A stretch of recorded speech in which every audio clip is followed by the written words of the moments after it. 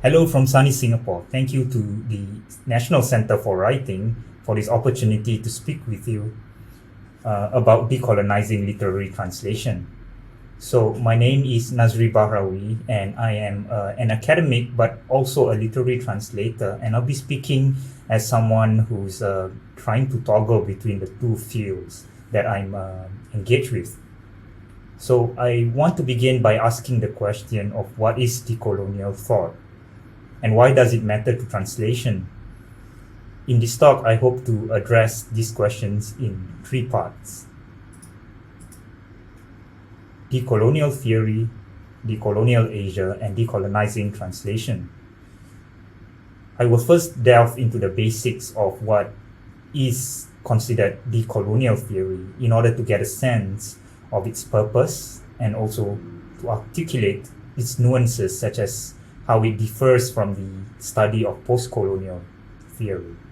I will then move on to examples from Southeast Asia, a region that is often squashed between South Asia and also East Asia, and this is a region where I'm based at currently. Finally, I will speculate what it means to translate from the perspective of decolonial thought. And let me begin by directing your attention to the 2015 movement by student protesters at the University of Cape Town in South Africa to remove the statue of the 19th century colonial administrator from Britain, Cecil John Rhodes. And you can see it from the picture here. So this movement was popularized as the hashtag Rhodes Must Fall. If you didn't know about Rhodes, here's a quick summary about him. Rhodes was the Prime Minister of the Cape Colony in Africa for 6 years in the late 19th century, and also the founder of Rhodesia, now known as Zimbabwe and Zambia. He had also set up the Rhodes Scholarship to fund studies at Oxford University. Controversially, his views on British imperialism was based on the belief that the English is, quote, the first race in the world, unquote, and that imperialism was the means through which English greatness can be spread to the rest of the world. Now, while I'm not an expert on Rhodes, it is plausible to speculate that there is some connection between his supremacist views and his reason for setting up the Rhodes Scholarship. In my opinion, there is a belief at the center of the Rhodes Scholarship to produce natives that can think like Englishmen. In its early years, the Rhodes Scholarship was not open to women or Black Africans. Hashtag Rhodes Must Fall began at the University of Cape Town, but it quickly spread over to other South African universities and even to Ivy League universities in the Western Hemisphere, like Oxford and the Harvard Law School. In essence, the students believe that the motivation behind the movement is to decolonize education or to expand the curriculum to reflect a more diverse range of thoughts and books. From the continents of Africa and Europe, we now move on to my part of the world, Asia. And what of Asia? Has Asia embraced decolonial thought? Before we ask these questions, we need to ask the question of whether we can even speak of Asia. We just need to be mindful that Asia is not a single unified entity. We must just be as wary when we are talking about the West, in the same way that the West is made up of very different nation states. The states of America, the different nations of the United Kingdom, the different countries of Europe. Asia too is made up of many different entities that can be subdivided into regions: South Asia, East Asia, and Southeast Asia, where I'm from. I would like to point to the case of my own home country, Singapore. In 2019, just 2 years ago, we commemorate Singapore's bicentennial, or the 200th year since the founding of modern Singapore. This narrative problematically dates modernity with the landing of another English colonialist, Stamford Raffles, who is later to become the Lieutenant Governor of the Dutch East Indies, and also the Lieutenant Governor of Bencoolen. His marble statue stands proud at the Singapore River, the site where he is rumored to have landed in 1819. The commemoration signals that Singapore, before the coming of the English, was not modern nor developed. This fits into the top-down narrative that Singapore was a sleepy Malay village before colonization. My own critical humanities collective, which I run in Singapore over the past 3 to 4 years with a group of other like-minded individuals, we call ourselves the Bras Basah Open School for Theory and Philosophy. We have organized a series of sessions during the bicentennial year to talk about decolonizing the bicentennial. But instead of naming it #Raffles Must Fall, my partners and I decided to call it Raffles Must Roll, to symbolize that we are not as concerned about the statue of Raffles being brought down, but we are more concerned about the issues relating to colonization, which still exists in such things as the Eurocentric curriculum in our universities, the celebration of values associated with the European Enlightenment, such as scientism and positivism, as well as the authoritarian laws such as the criminalization of homosexuality and the death penalty.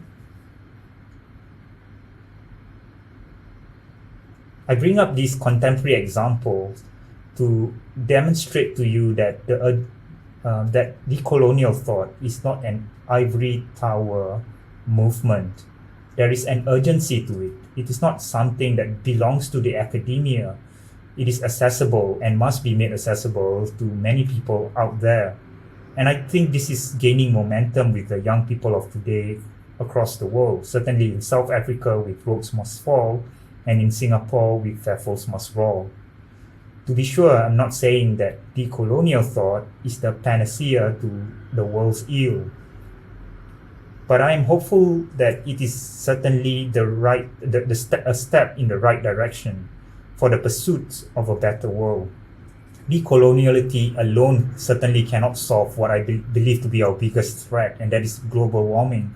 But it can help us reflect about the way we live our lives and the way we form relationships with others, and that includes the non-human other.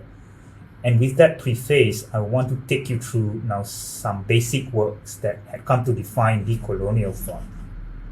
And I now move on to part 1 of decolonial theory. To understand decolonization, we must first understand colonization, and we can begin from the position that colonialism is not just about a hegemony defined by the imperial control of the material conditions of one nation by another more powerful nation.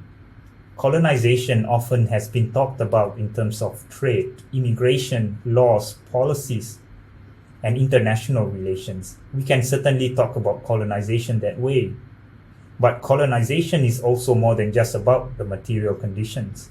It is deeply embedded in culture, and this has ensured that its effects continue till today.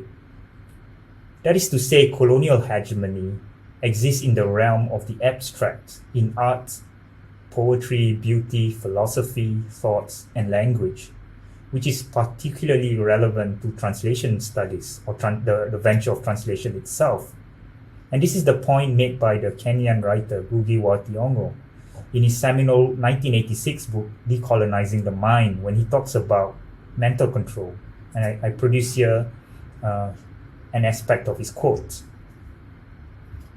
The real aim of colonialism was to control the people's wealth in what they produced, how they produced, and how it was distributed, to control, in other words, the entire realm of the language of real life. Colonialism imposed its control of the social production of wealth through military conquest and subsequently political dictatorship. And I think this is the line that I would like for you to focus on is this. But its most important area of domination was the mental universe of the colonized, the control through culture of how people perceive themselves and their relationship to the world. Gugi wanted to resist the mental control and decided then that he would make several changes to decolonize his own mind. He changed his name from James Gugi to Gugi wa Thiong'o.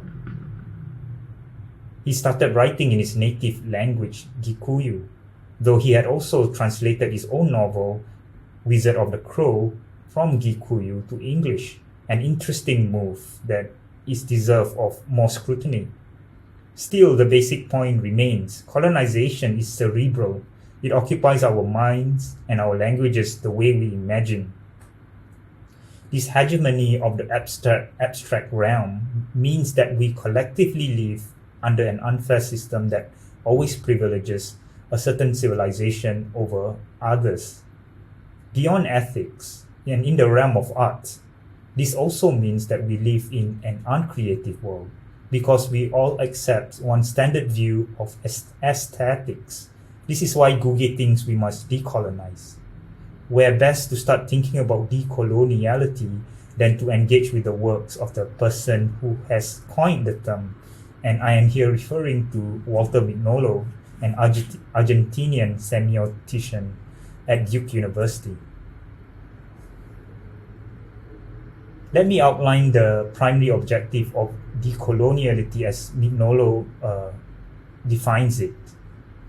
This can be expressed as the empowerment of peoples who have been culturally and historically oppressed by colonial rule, specifically through systems of knowledge that had either rendered their position invisible or inferior. But there is a crucial difference that must be made between postcolonialism, an established field of study, and decoloniality, which is still an emerging field of study, according to Mignolo. While acknowledging that the two deal with the common concerns of, quote, colonialism, colonial legacies, and coloniality, Mignolo argues that decoloniality has to be perceived as an epistemic and political project. Now, these are big words, but what they really mean is that the aim of decoloniality is to disengage from an established set of thoughts, theories, and hypotheses drawn from Eurocentric theories of knowledge, such as modernity, development, and globalization. Postcolonialism, on the other hand, is more often seen as a disciplinary field of study, but instead of disengaging from Eurocentric knowledge, postcolonialism draws from it. How is that so? Mignolo demonstrates this by engaging with Edward Said's concept of Orientalism, or the tendency to reductively represent Orient cultures, mainly Arab cultures, as other to the West. Orientalism is based on Said's study of the cultural products of British and French writers and painters during the 18th centuries, at the height of their empires. Mignolo counter-argues that this same logic of cultural stereotypes can be traced earlier to the 16th century with the Spanish and Portuguese discoveries of the West Indies and the Americas, or the New World, a venture which he calls Occidentalism. For Mignolo, both Orientalism and Occidentalism assume the existence of monolithic cultural units, with Mignolo going as far as to speculate that postcolonialism is ironically imperialistic in essence. He warns that if indeed postcolonial theories claim globality, if not universality, it may be problematic, for such a claim will reset the imperial pretensions that postcolonial studies critiques imperialism for. It would become an imperial design as any other.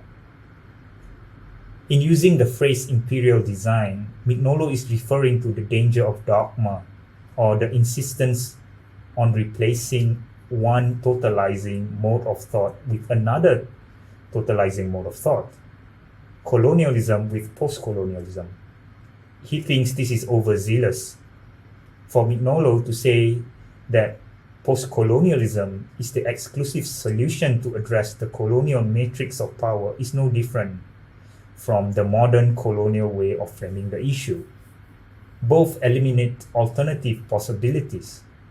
In fact, this reproduces a basic premise of Western modernity as popularized in the poet Ezra Pound's call to make it new. That is, the idea that progress in some sense entails the rejection. That is, the idea that progress in some sense entails the rejection of what came before it. Mignolo says that this presents a complication since the non-West can only disentangle itself from the discourse produced in the West by relying on knowledge and paradigms produced by the West. Would this then truly constitute decolonization? I would also again like to remind our viewers here that my use of East and West are not essentialist. In fact, they are embroiled in the definition of the logics of power. So the West does not refer to every single country in Europe and America or Canada, but certain aspects of these countries that is colonial in nature. Going back to Mignolo, to avoid the charge of dogma that troubles postcolonialism, Mignolo stresses the need to approach decoloniality as an option rather than the solution. The point is to offer yet another possibility of decolonization, one amongst several that is informed by the unique histories and thoughts of non-Western cultures, and this as opposed to articulating a history of how the non-West had reacted to European colonization, whether this is in the form of rejecting or copying the former colonizer. As an example, Mignolo believes that it would be more productive to look for alternatives to modernity rather than alternative modernities.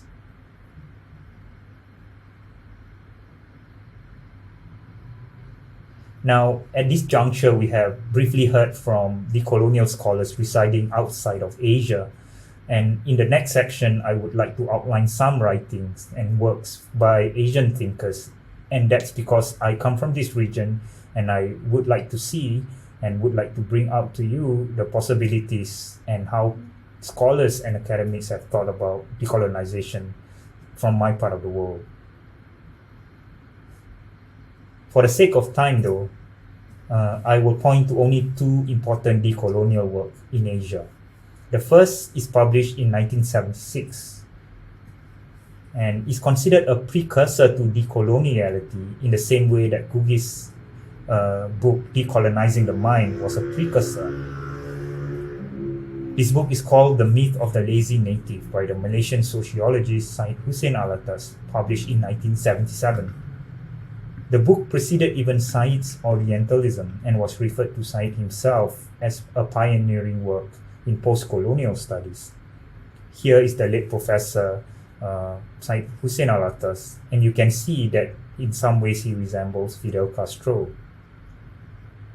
To cut a long story short, the book tackles the prejudices held by British and Dutch colonialists in Southeast Asia that the native peoples of Malaysia, Indonesia, and Filipino are lazy natives and therefore needs to be colonized and civilized.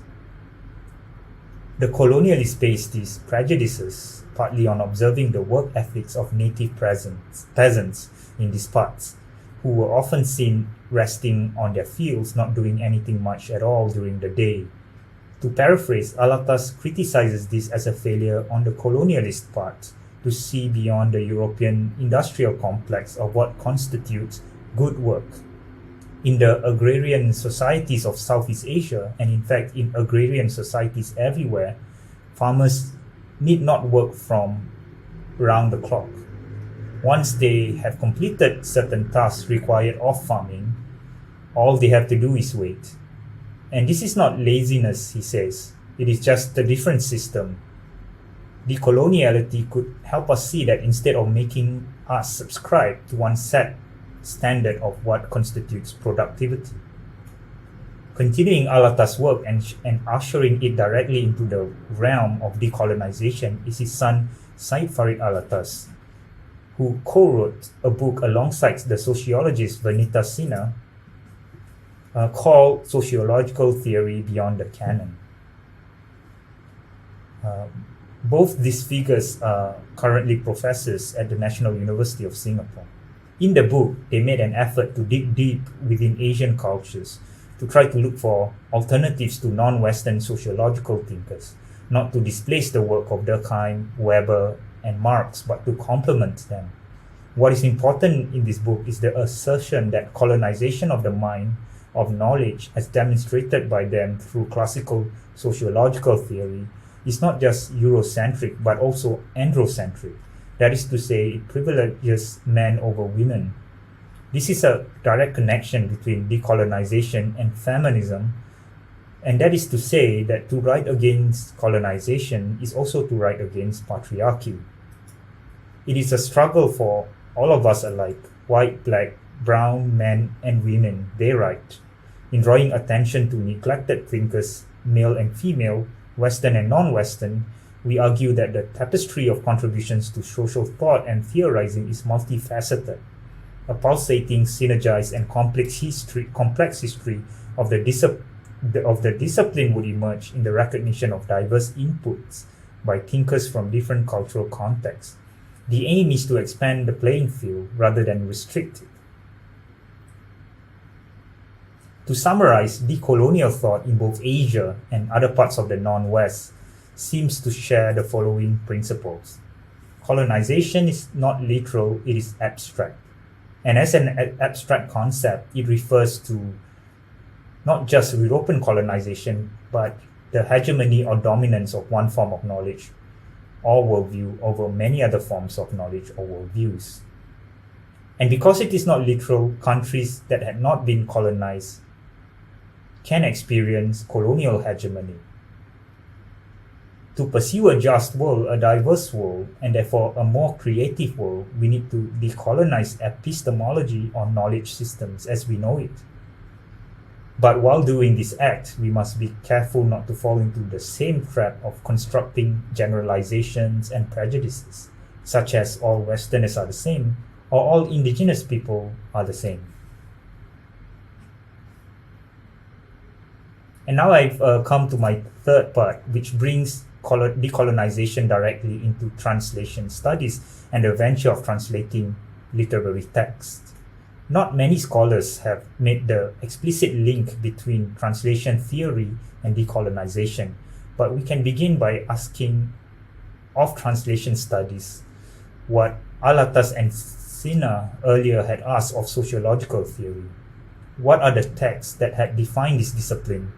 Some candidates include texts such as Walter Benjamin's The Task of the Translator, published in 1921, George Steiner's After Babel, published in 1975, and more recent ones such as Laurie Chamberlain's essay Gender and the Metaphorics of Translation in 1988, or Emily Apter's Against World Literature on Untranslatability in 2013. These are indeed insightful works, but their insights have also been drawn from a close engagement with Euro-American texts and contexts. Should they be passed off as universal? Here there is validity in Alatas and Sina's arguments above or earlier that theory should be contextualized and not universalized so as to reflect the authentic experience and thought of others that we do not normally hear from, typically the non-white and the non-male. However, this does not mean that Western texts are unworthy of study. Having identified an epistemic gap in translation studies, I think there is some urgency in decolonizing translation as an academic discipline, and relatedly, how do we decolonize translation practices? I will talk about theory first. I think we are well placed in time and geography to properly talk about decoloniality in translation studies. In fact, the principles of decoloniality that I have outlined earlier seems to coincide with certain developments in translation theory, namely cultural translation as rewriting and foreignization. Let me go through each in turn very quickly. My definition of cultural translation as rewriting refers to a set of ideas that have developed out of the cultural turn thesis, first mooted by Susan Bassnett and André Lefebvre in their book, Constructing Cultures, published in 1998. There, Bassnett argues that translation can no longer be seen as an exercise in linguistic transformation. Rather, the study of textual translation must also account for, quote, broader issues of context, history, and conventions, unquote. This cultural turn was crucial in establishing translation studies as an independent academic discipline in the 1980s and 1990s in many universities across the world. The idea of cultural translation as rewriting was prefigured in Lefebvre's 1982 essay, Mother Courageous Cucumbers, which situated text squarely within the workings of ideology and power. In that essay, Lefebvre posits what he calls the refracted text, or a literary work that gets adapted to, quote, a different audience with the intention of influencing the way in which that audience reads the work. This later informs his theory of translation as rewriting in his seminal book, Translation, Rewriting, and the Manipulation of Literary Fame, published in 1992. Here, Lefebvre argues that translation can be seen as a form of rewriting, alongside other forms that are prone to manipulation in form and content. And so he writes, whether they produce translations, literary histories, or their more complex spin-offs, reference works, anthologies, criticism, or editions. And this is the important part of the quote. Rewriters adapt, manipulate the originals they work with to some extent, usually to make them fit with the dominant or one of the dominant ideological or poetological currents of the time. As an academic, I have done some work analyzing different versions of cultural rewritings of Arabic and English texts. In one essay, I looked at the literary responses of the original Arabian Nights by famous writers like Edgar Allan Poe and the Nobel Prize winner Najib Mahfouz from Egypt. They both had engaged with what happened after the 1001 story was told by the Princess Scheherazade to escape death from her husband king. I consider these cultural rewritings as a form of translation because they come into existence through an engagement with the source text that are then reproduced for a new target audience. In doing so, they also guarantee sustained interest in the original text. Cultural translations are not faithful, but their value lies in them not being faithful. This is decolonial in spirit because it challenges the hegemony of a single text and provide options as to what that single text can yield. Another development in translation studies that can be considered decolonial is the idea of foreignization, purported by Lawrence Venuti in his 1998 book, The Translators Invisibility. For Venuti, the way forward is for translators to retain the foreignness of a source text instead of domesticating it to the extent that it is possible. Venuti believes that the task of a translator is not to erase the cultural values of the source text in a translation. Now you might ask, wait, doesn't this mean that the translation must be literal to retain the foreignness of a text? How does this gel with cultural rewriting, which is creative and speculative in nature? The answer to that is that foreignizing a text should not be equated to translating a text literally. Venuti writes only about how foreignization can disrupt hegemonies within the target culture, acting as a dissident by introducing new vocabulary, new modes of reading. And in the quote on the screen, you can see what he means by that. But in the spirit of dissidence, the translator, in my opinion, must also be mindful not to play to the hegemonic ideas of ethno-nationalism in the source culture too. This means that the translator has to exercise his or her agency to strike a balance. This does not mean performing a literal translation. How can decolonial translation work in practice? I want to share some of my own methods based on my experience of translating text from Malay to English, a minor language to a major language. With idioms, I take into account Mona Baker's advice that can be summarized as follows.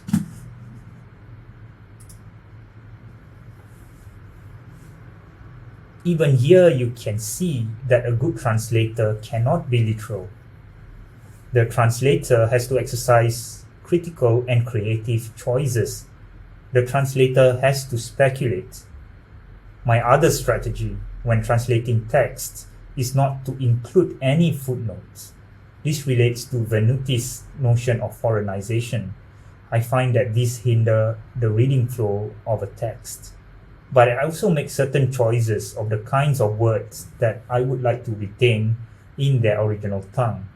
So vocabulary that refer to simple concepts like parents, in English, mother and father, and in Malay, ibu and ayah, I will retain as it is.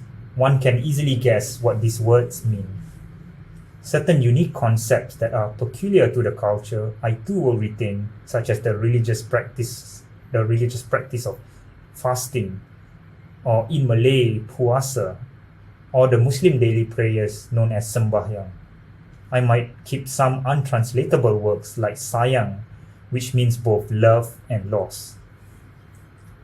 So as much as I can, to the extent that a reader can guess at the meaning of a Malay word within the context of a text, I would primarily not translate nouns. I would, however, include a glossary of the words at the end of the book.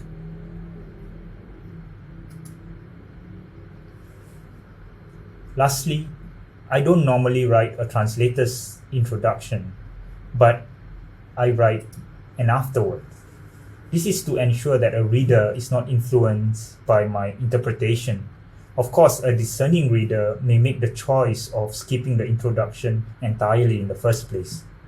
But what I'm trying to do is to make it harder for dogma to sink in, because a literary text is usually read in a linear sequence, even when the story unfolds in a non-linear way. But I will now end with a provocative statement, and that statement is that decolonial translation is speculative translation, and that it challenges hegemony in both the source and target cultures for the purpose of disrupting colonial-like structures of Eurocentrism and androcentrism. I think here that Deborah Smith's translation of The Vegetarian is a good example of decolonial translation, because the text has not just disrupted the hegemony of the target culture by introducing something new, but it has also disrupted the way things are done in the source culture, causing an uproar because of its creative translation, but also instigating a rethinking of existing modes of thought.